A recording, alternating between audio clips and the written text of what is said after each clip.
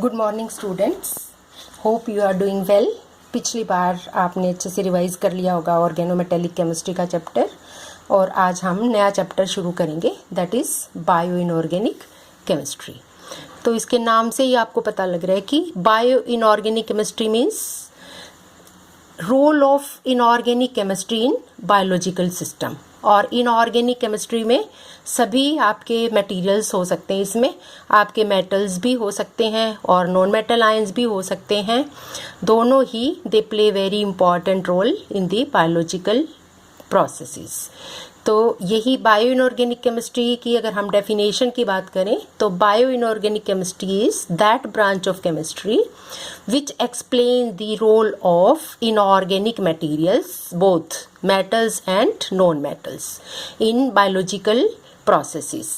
And this branch, it mainly highlights the role of metal ions in biology. And this is the growing area for nowadays, and most of the metals are which are important for the functioning of the human body. They are the metals like this is the rapidly growing area, you can say. The chemical processes in biological system and reactions and synthesis of the complex molecules. And moreover, this chapter, it touches on the important role of metals, non-metals, their compounds in biological processes, and apart from this, a few other areas such as oxygen storage, release of oxygen, and some redox reactions which are used in the nitrogen fixation. So all such will be discussed in this chapter. तो ये जो metals हैं आपके, इनको हमने mainly दो groups में divide किया है, एक ट्रेस मेटल्स और एक आपके bulk metals. Again it is clear from the name only कि ट्रेस मेटल्स क्या होंगे, which are required in the small amounts, और बल्क मेटल्स क्या होंगे, which are required in the larger amounts, यानी लार्जर क्वांटिटीज। तो इसका मतलब देर आर सर्टेन मेटल्स, कौन कौन से, like iron, cobalt, zinc, copper, chromium, manganese, molybdenum, निकल etcetera. All these ions are present in trace amounts, yani smaller amounts, and so these are called trace metals. But some of the ions like sodium, potassium, calcium, magnesium, etc., they are present in larger or bulk quantities, so you call them bulk metals. And these ions, they are present in the specific part of the biomolecules, or they are responsible for initiating or inhibiting some of the reactions of the biological system. और दूसरा एक और तरीके से हम इन दोनों को categorise करते हैं, यानी कि on the basis of their requirement for the biological system. उसके बेसिस पे हमने फर्दर इनकी दो कैटेगरीज बनाई हैं, एक असेंशियल एलिमेंट्स हैं आपके, दूसरे आपके नॉन असेंशियल एलिमेंट्स। यानी कि इसके नाम से ही दोबारा से वही आपको पता लग रहा है कि essential elements means which are required for the maintenance of the life, or you can say in absence of these essential elements it results in the death or even the severe malfunctioning of the some of the organisms.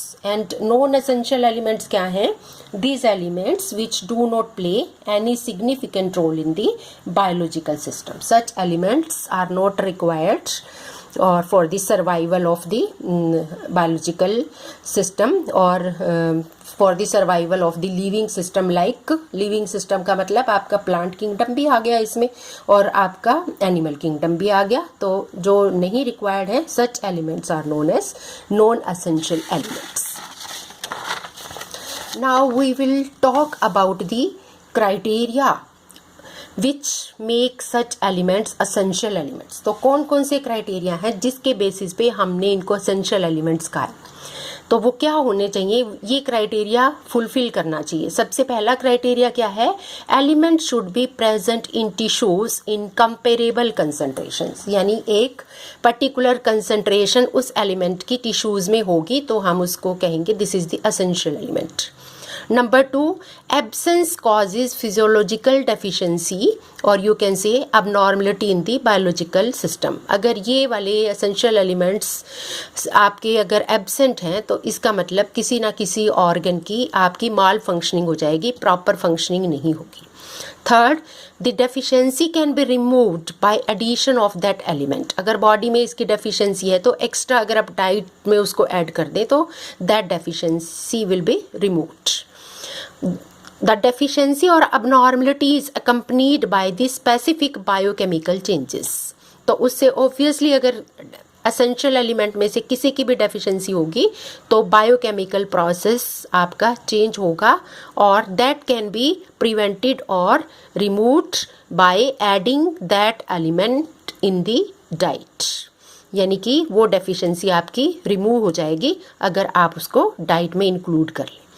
The essential element is associated with the specific biochemical function. यानी कि हर essential element का कोई specific biological role है. सभी का अलग अलग reactions में, अलग अलग प्रोसेसेस में या बायोमोलिक्यूल फॉर्मेशन में डिफरेंट डिफरेंट रोल है. तो essential elements they are further classified, वो पहले आपको बता ही दिया मैंने. बल्क अमाउंट यानी हायर कंसंट्रेशन वाले जो अभी हमने डिस्कस किए थे. ट्रेस एलिमेंट्स जो लोअर कंसंट्रेशन है. तो total nearly about there are 30 essential elements और इनको हमने इस तरह से क्लासीफाई किया है. वही एक लिस्ट हमने बनाई है on the basis of their requirement in the biological system. जैसे बल्क एलिमेंट्स में आपके क्या आ गए, हाइड्रोजन, कार्बन, नाइट्रोजन एटसेट्रा. और मैक्रो मिनरल्स में क्या आ गए आपके, sodium, potassium, magnesium, calcium chloride, chlorine chloride etcetera.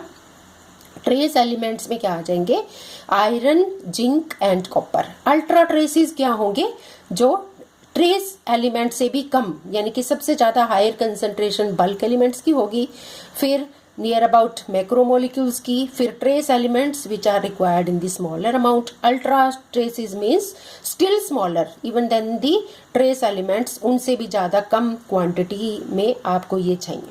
तो इसमें आपके मेटल्स भी आ जाएंगे और कुछ नॉन मेटल्स भी आ जाएंगे like fluoride, iodide, silicon, selenium and this boron, arsenic etcetera. और कुछ मेटल्स भी आ जाएंगे इसमें like manganese, molybdenum, cobalt, chromium, cadmium, this tin, lead and lithium etcetera. ये सब इसमें आ जाएंगे आपके अल्ट्रा ट्रेसेस यानी कि ट्रेस एलिमेंट से भी कम क्वांटिटी